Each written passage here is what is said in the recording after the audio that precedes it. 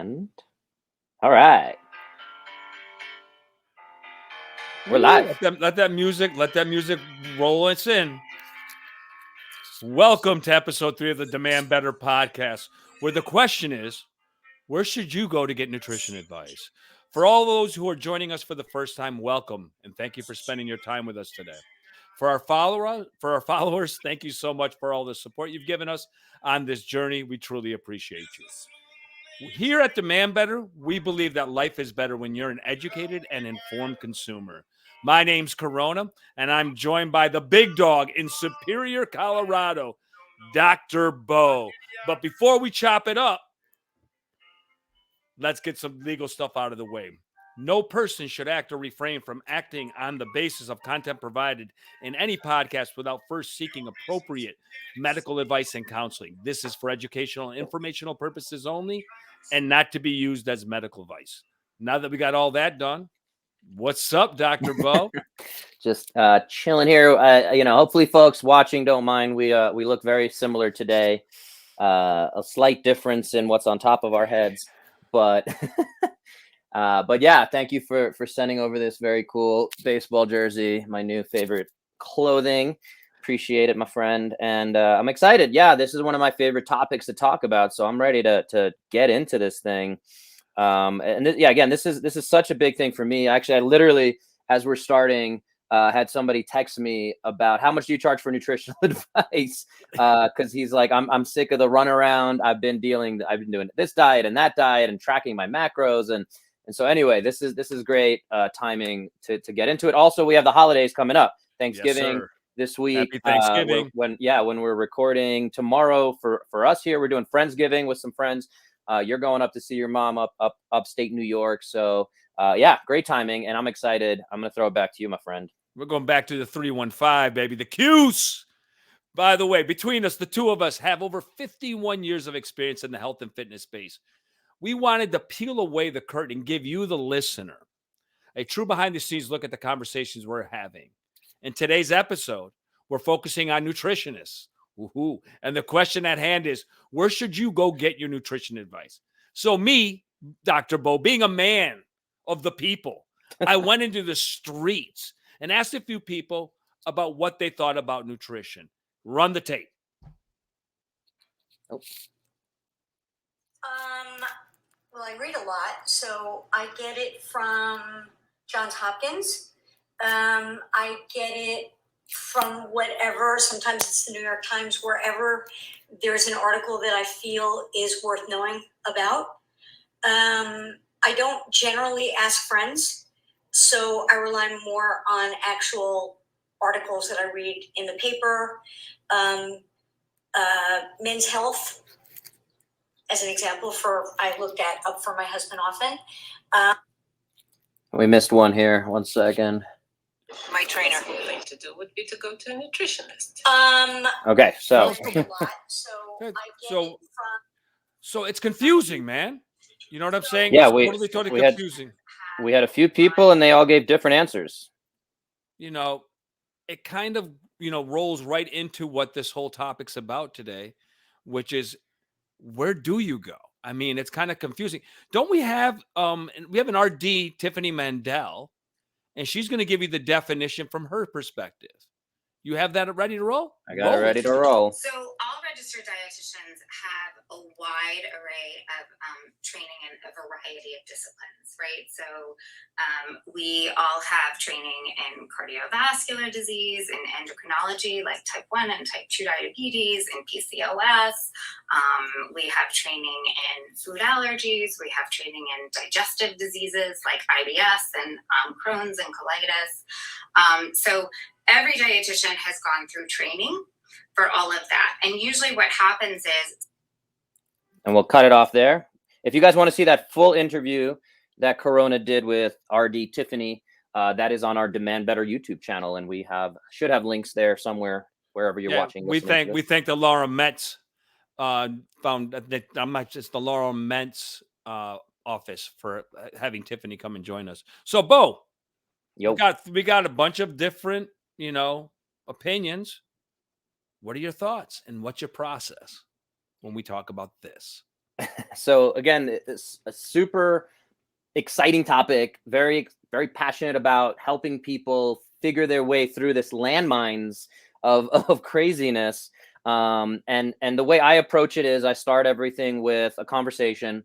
And part of Tiffany's interview, she talks about that there should be this conversation.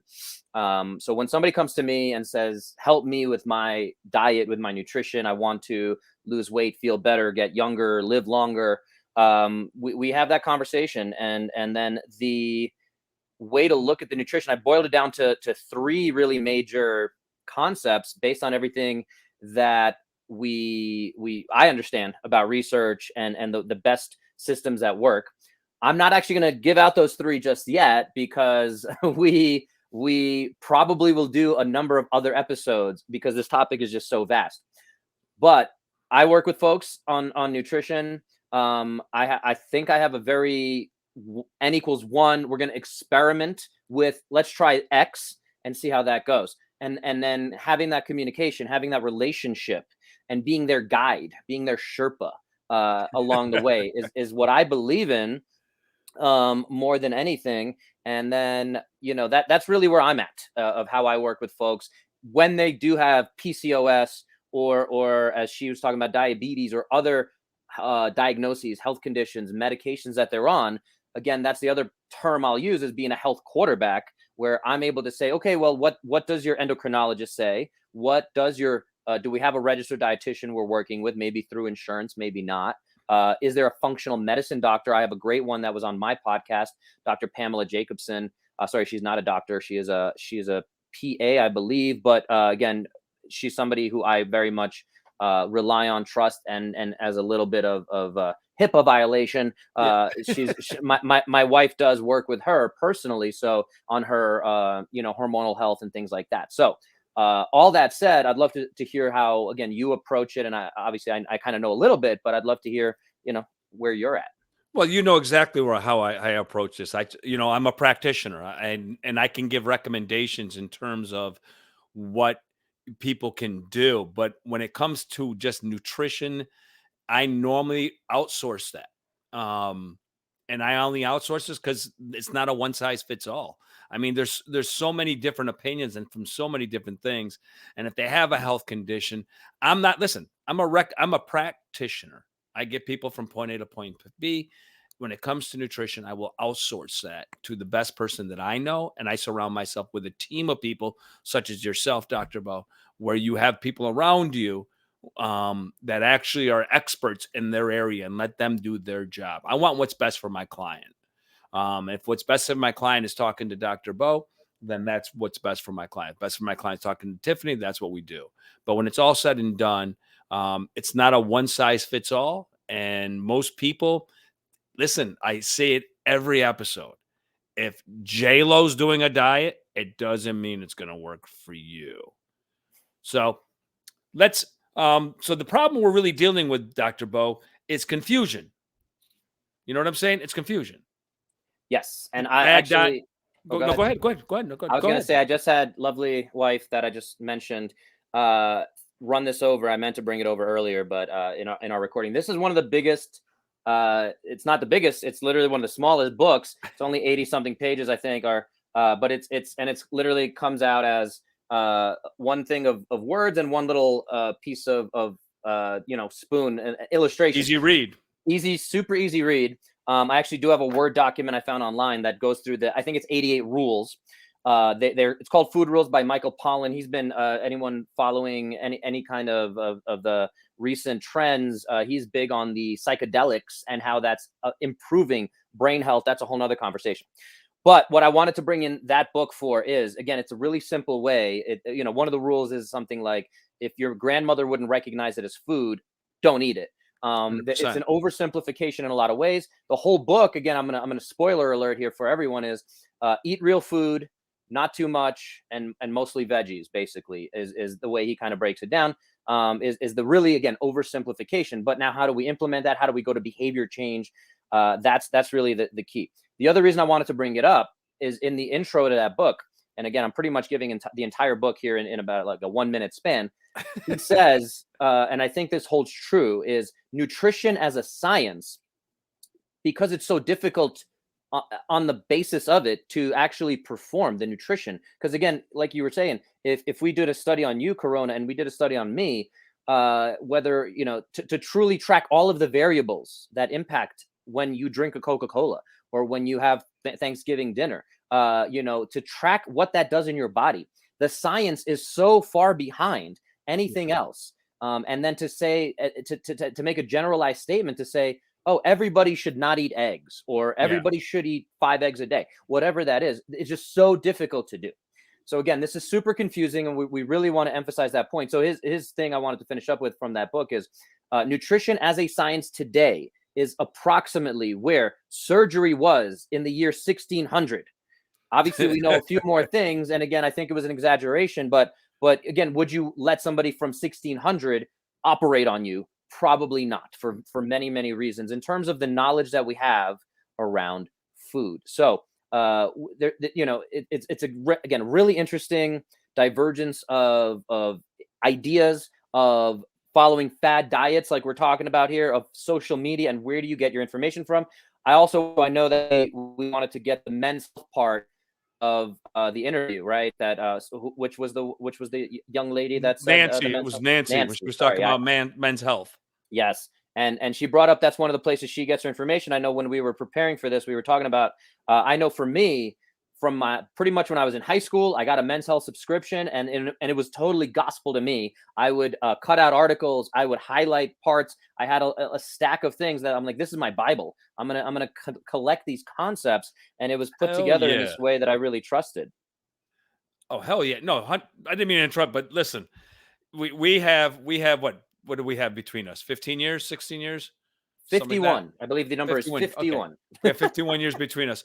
And we still, that Men's Health was gospel. Yes. It literally was gospel. It was that. And for me, the other thing that you would go to was Arnold's Encyclopedia. Mm-hmm. Those are like the gospels when I was growing up.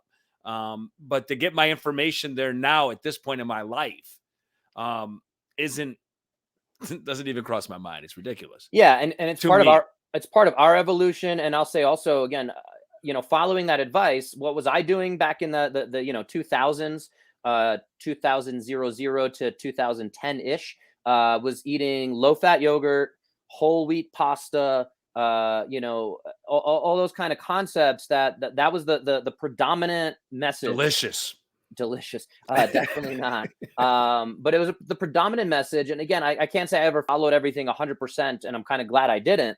But I tried to live by a lot of those principles. And again, at the end of the day, I never had the physique I wanted. I never felt the energy I wanted following that. But I was like, this is all I know. It took me a while to realize this isn't working.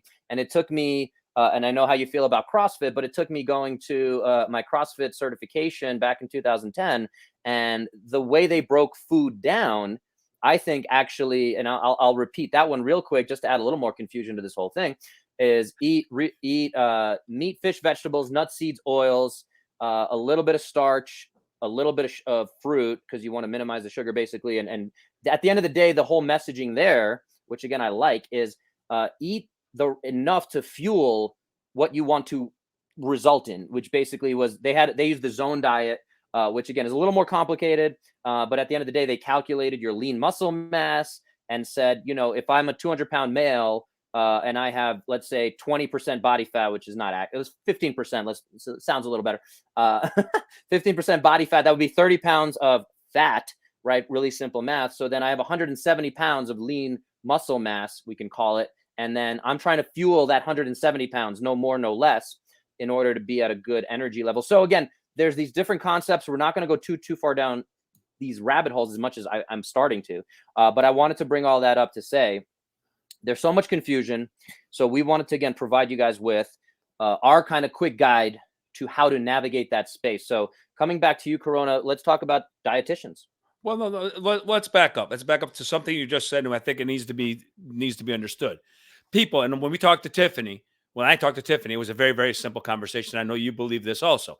Food is fuel, people. It's fuel. It's fuel. And what Bo just really went over to is it's not just the confusion that we're having. It's also the concept that a one size fits all, and there's no individualization that's out there in terms of we look at things like on Men's Health, there's one size fits all. We're all going to do this diet. And as Bo said, he didn't get the results he wanted. I just want to make sure that if you haven't noticed in the last 2 episodes, we're kind of repeating ourselves into this individualization that needs to be done. And nutrition is vitally, vitally important. Your question was, because I just went off on my little. So little yeah, turn. I'll bring it back to here. Here, let's focus it around this. So where we want to provide folks, and this will be the edit point, right? I'm going to make that mark so we know how to cut here. How do we, or how do you as a consumer go into who do I go to for advice? Again, we had our interviews. We heard Lisa went through her trainer, right? We had go to a nutritionist, I believe was the language we heard. And then the third part was periodicals, New York Times, Wall Street Journal, Men's Health was the last piece there. So yeah, and if you remember, I did a poll on LinkedIn, and there was other. There was another. They didn't specify what other was. But for me, what I would actually do is I would go to a registered dietitian, someone that I know. Now, listen, you have to know them. I know the person I'm working with, so I understand her philosophy. And I think that's vitally, vitally, vitally important. And if you don't know that person and they're just throwing a one size fits all, I think it's the wrong fit for you. But I would go to a registered dietitian, but then it kind of morphs me into, I know you, Dr. Bo, and we both know that you do nutrition stuff. And I would go to you for nutrition advice because you're very well educated in that area. I'll let you expand on it because I think you give it really justice. Go right ahead. Yeah. So the way we were talking about this, and we want to bring it to you guys, is this hierarchy of Yes. certifications and letters behind the name. So as a doctor of physical therapy, we do get a little tiny bit of education around nutrition. Again, and when we were talking about these surveys and talking to folks, and I had a poll on my Facebook and Twitter and as well, folks sometimes do get their nutritional concepts to some extent from their medical doctors, their general practitioners. And again, these guys are here to keep you alive. So obviously, again, if you start having pre-diabetes or you have diabetes, we have a different path that we're going to go. But the medical doctor also only gets probably one lecture out of their 17 years of schooling, and that's kind of the consensus that they're not getting a lot of education. And what is their general advice that we see is either hopefully go and they refer out, or their advice they're given to you right then and there in the clinic, because they're on a time crunch, if you haven't noticed, usually is eat less, exercise more, which again, on the face of it, maybe, and we can talk about these concepts, these generic kind of, we can almost call that a fad diet, if you will. But again, it's very incomplete. It's not personalized. And there's so many other factors to consider. And we can also say eat less, exercise more goes against every aspect of our genetics and our primal instincts, right? In fact, for centuries, our ancestors had to do the exact opposite. They wanted to move less to rest so that they could survive and they can hunt. And then we wanted to eat as much as we could.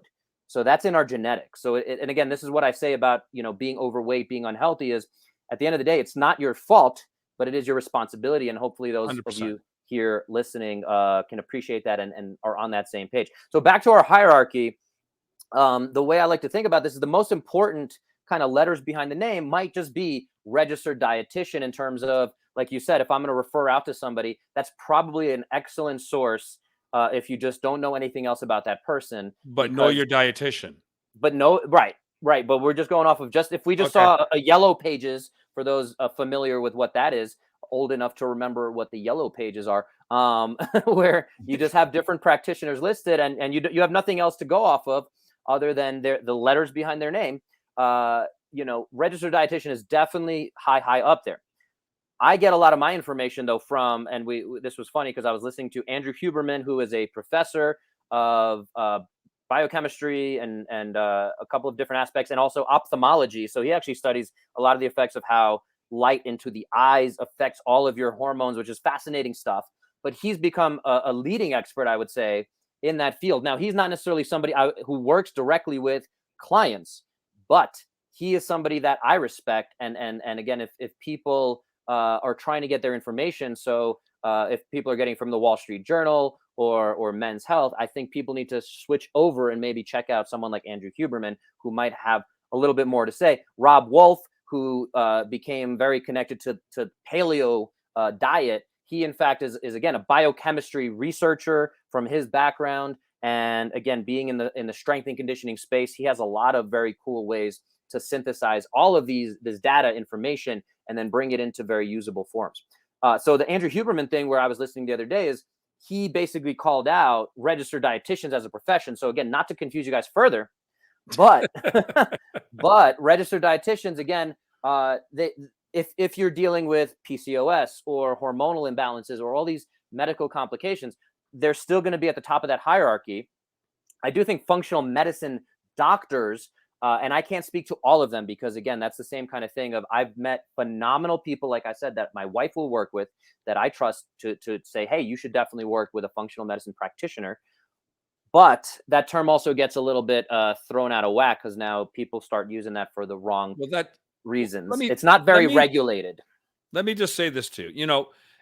We're looking at all this hierarchy, and when you're kind of looking at it, that it's weird. We're giving a hierarchy today, but what you end up seeing is people go to social media and get their nutritionist from Instagram because I'm a health coach, and they're not really doing their research. We talked about the word nutritionist.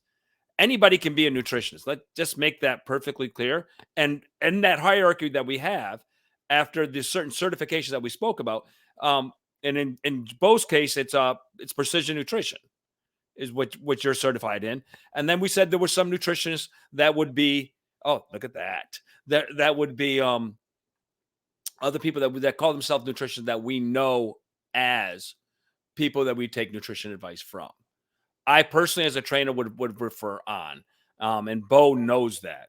So social media does cause a problem. It's caused a problem in how you get a trainer. It's causing a problem in how maybe you get a nutritionist.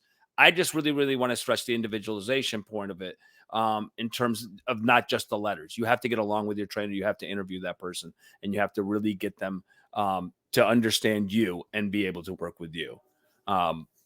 Any thoughts on that, my friend? Yeah, so I'll expand a little bit on precision nutrition. Is again one of the certifications where I'm gonna give them that kind of my seal of approval. Obviously, I went through the program, and again, in my experience, anyone who has gone through either as a client or as a practitioner to get certified can agree that it is a very complete system and it is a very phenomenal way of thinking. Where I believe, in my experience, other systems, and I'm not here to poo-poo any specific system, but something like ACE Nutrition is one that I would look at and say, I don't necessarily want my mother to work with somebody from ACE on their nutrition, basically. So again, we have this hierarchy. Like again, I saying RD is very good. Precision nutrition to me is one of those phenomenal certifications. If anyone else has other ones that they really, and as long as you're not financially invested in that company, and I'm not financially invested in precision nutrition, but that's always something worth considering. Yeah. And then functional medicine, again, practitioners are really interesting and an emerging field. Health coach is another one of those where they're working on behavior change. So again, there's all these interesting concepts, and I've actually played with what do I call myself, because I've moved away from being just a physical therapist. I call myself a long-term health coach, or a health quarterback, or a physical retirement specialist. So I play around with all these, but again, in terms of the alphabet soup, as we call it, of the letters behind the name, we just want to emphasize that again. Make sure you interview that person, and now we're going to get to, no matter what their letters are behind their name, we have red flags. So that's our first big solution we want to throw at you. And again, it's hard to know what is a cookie cutter approach. So and again, a one size fits all approach. So how do you want to advise folks to look out for those kind of traps? Well, you got to interview them. I mean, you got to interview the person. You got to see how they do their process. And if the process is, you're just like my last client. Here's a sheet of paper. You got to follow this. Don't do this. Don't do that. That they don't get to know you, your lifestyle and stuff like that. It's very, very hard for someone to map that out for you unless they understand you. And that cookie cutter approach, it's not successful. Just like a great example was when you were talking about men's health. And you were following the diets of men's health and you weren't getting the results that you were looking for. So that, the one size fits all isn't really, I don't think in any of these things that we've spoken about so far, a one size fits all is appropriate. Yeah. And so the next part being that assessment, you've kind of alluded to it. I just have it in the chat here. So no assessment. What do you do? Get out, get out, get out. if there's no, and the assessment can be, again, it should be very thorough. It should be intense, in my opinion. It should be able to, have you had any recent blood work? What is your past medical history? What is your family history in terms of things like Yes. cancer? Somebody who might be somewhat familiar with that do you know the number one risk? I'm going to put you on the spot. The number one risk for developing cancer? Poor diet. Nope. In terms of statistically, it might, that makes sense, especially with our topic. But the number one risk, it's a little bit of a trick question, is if you've had a previous bout of cancer. So it's a little bit of a trick question. I caught you. So you made me look bad on camera. It's That's terrible. Right. That's right. It's a trick question. It's a trick question. Tried, and fans, he tried it once with the longest muscle, and then I said Sartorius, and he lost. He got me. He got me there. I Yes. guess so. All right. Go ahead, Bo. So no assessment. Again, these are basic things that you should look out for, not just an intake form, but again, what does this mean? We need to dive deep, and the deeper you can dive and the deeper that clinician dives, and more time they're willing to spend with you, I think that's when we really can get into someone who hopefully can give you the right path. And that takes us to our next concept of coordination with a team. Are they, again, checking on your blood work, able to communicate with your doctor, your personal trainer, the entire team? That's that health quarterback that I kind of alluded to, that I sometimes call myself. Because I think, again, I practice that way because I think it's vital.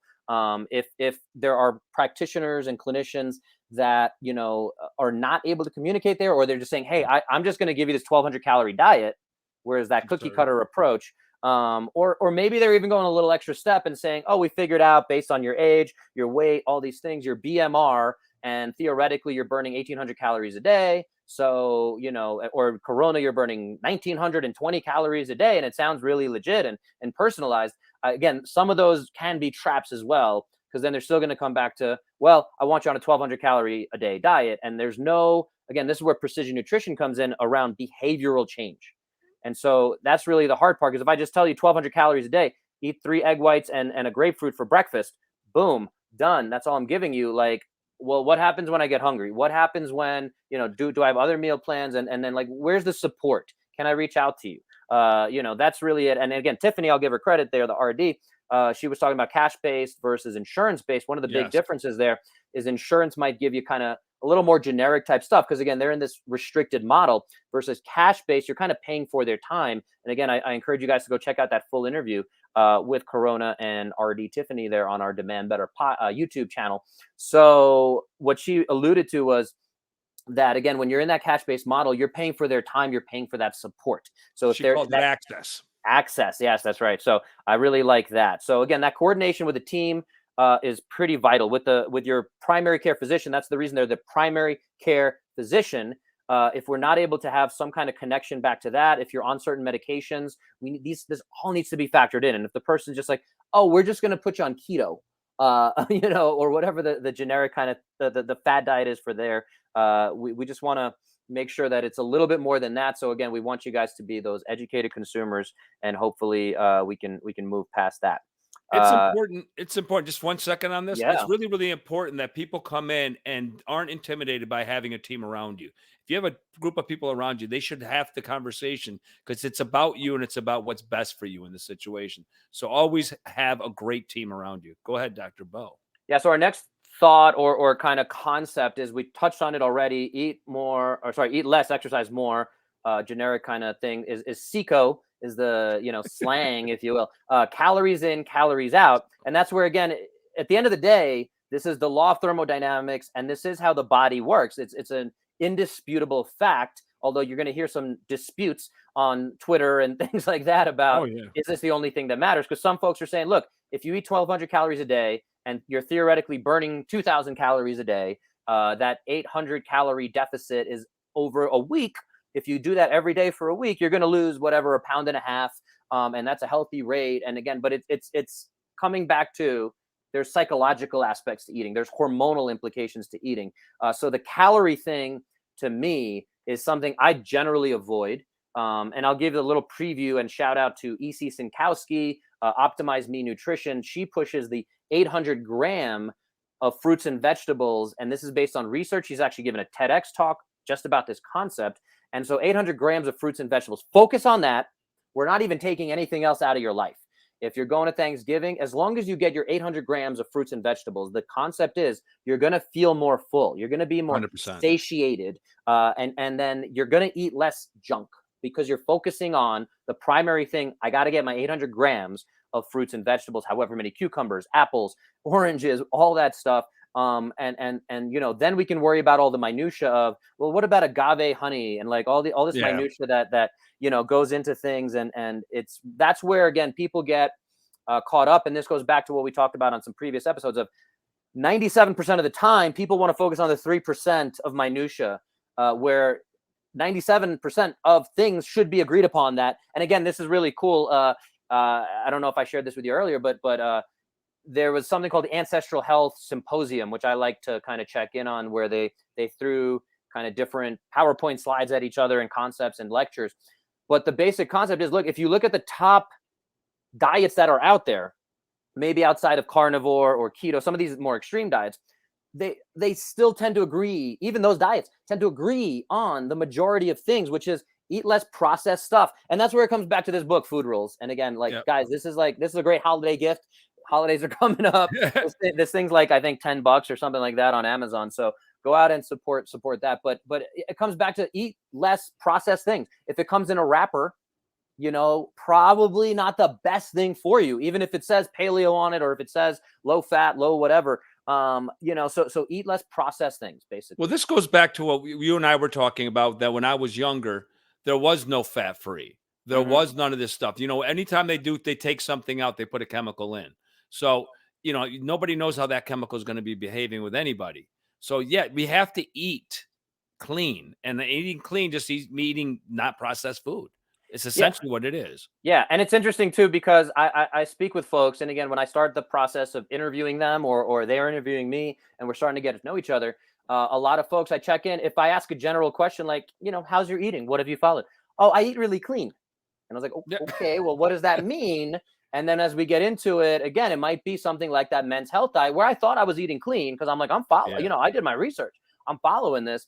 And to me, it was one of the really looking back on it, it was one of the less great diets for me personally. And again, we can go, I think we will do a number of other episodes, especially if you guys enjoyed this one. Reach out to either one of us or leave it in the comments wherever you're watching, listening to this, of which aspects of these would like to go, because we can go 30 different avenues on this. So at the end of the day, what does eating clean mean, and how do we push ourselves forward? I think, again, it comes back to, similarly to the personal training episode, the physical therapy episode, is you want to get the most out of your money. It's your money, right? Like, if money's not an issue for you, even then, you have time. Time is a limited budget for all of us. So don't waste time on, let's try the keto diet for 3 months and see what happens, which a lot of people do. Again, with the holidays coming up, I've spoken with a lot of folks about their nutrition recently. It's like, what's the usual thing that happens is, I'll start January 1st. And again, we're not here to be, enjoy yourselves. Go have that piece of pumpkin pie. I know I will tomorrow. So, find that balance. But that's the other one thing I want to throw in before we kind of wrap this up is, these concepts should all have a long-term component to it. So if there's that conversation of, hey, for the next 30 days, let's try this. But if it's something like keto, I would say 99.9% of people I've spoken to might have had some success on something like keto, which, if you're not familiar, is basically eating only fat, maybe a little bit of protein, very little carbohydrate. So now you're going into ketosis. So without going too far down that rabbit hole, but people get really burned out on it because it affects your digestion. It's very hard to maintain, whether you're traveling, whether you're doing all these things. So for me, and again, I'll shout out E.C. Sinkowski, who I think is a phenomenal resource in this space. She speaks about whatever thing you're about to try, is it sustainable forever? So if we're trying it to see if it makes you feel better, sure. But you need to have that concept of, we're doing an experiment for the next 30 days or the next 2 weeks or whatever it is. And this is, again, kind of how I work, and I'm here to guide you. So at the end of the day, it comes back to wrapping it up of, you need a guide. So whoever this person is that you're going to trust, whether you want to reach out to me, and guys, if you listen to this and you want to reach out to me, I'm here for you. And it needs to be a guide to take you through this concept of nutrition, of what you're eating, of how it factors into your overall fitness and health and blood work and all these different markers. So if that isn't there, run the other way. If there's no assessment, run the other way. Let's bring it back to the hierarchy. So what is your takeaway about all these letters behind the name as we wrap it up? Well, listen, there's a couple things we're going to take away from this. And number one, the gold standard, as we said, as far as the hierarchy, was the RD. You should know your nutrition, your registered dietitian, interview them. They're not all the same, but you have that. We have the certain certifications that we talked about, like precision nutrition that Dr. Bo has. Listen, not every nutritionist is great, and the person who graduates last in the class of nutrition is still a nutritionist. And then we talked about the functional medicine, which you said something very, very interesting about that is that it's not very well regulated. That's the best line you could have said there. And I'm going to say the same about this. What I have in here is nutrition. The term nutritionist, and you kind of alluded to it, but I want to make it very clear. If somebody calls themselves a nutritionist or a nutrition expert on Instagram, which I see all the time, and there's all sorts of weird ways to call yourselves these things. The term nutritionist means nothing. My dog is a nutritionist. Our next door neighbor is a nutritionist. The term means nothing. Anyone can use it. You don't need any education. You don't need any certifications to even call yourself a nutritionist. Again, it's poorly regulated by all means, and it counts. And it becomes a dangerous thing when people are giving advice about something like the food you're putting into your body, which you're doing 21 times a week, probably minimum, not including snacks and drinks and things like that.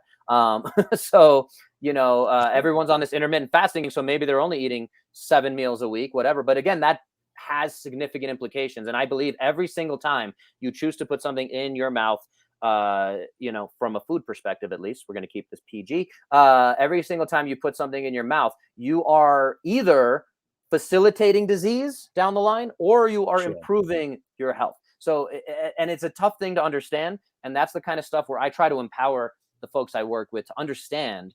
Again, if I've had, again, let's stick that 21 meals a week. If you've had 11 good meals and 10 less than ideal meals, and how we define that, you're in a positive net outcome, right? But now we're going to see if we can get that up to maybe 15 to 6. Or, the more we get there, it doesn't have to be 100%. And that's another thing that's out there, 80-20 rule, intuitive eating, all these different concepts. So again, this is a huge open can of worms, but yeah. So I'm going to just kind of wrap this up with us, because I'll say this too, when it's all really said and done. Listen, folks, you got to look out for yourself, and you got to find out what's going on. This is one of the most confusing spaces to be in. If you are on a diet, and you think that diet, listen, if you can't live on a diet, it's a lifestyle change. It's how you eat. It's a lifestyle change. It's not about a diet. Most people diet, and we talked about this, who diet fail. And we talked about the people who lost a lot of weight on The Biggest Loser. Yeah. And then, was it 90% of the people put the weight back on? I think it's a good 97. We'll stick with that number, but yeah. So 90% of the people. So when you're going out looking for a registered nutritionist, the solutions that we come up with for you, the red flags are, if they got a cookie cutter, it's one size fits all, you got to go. You got to go. It's not working. If there's no assessment, Bo, what you doing? Got to go. Got to go. Coordination with the medical doctor and blood work and all of that stuff, that team. Look for a team. Make sure that they can talk to each other and one another, and calories in, calories out.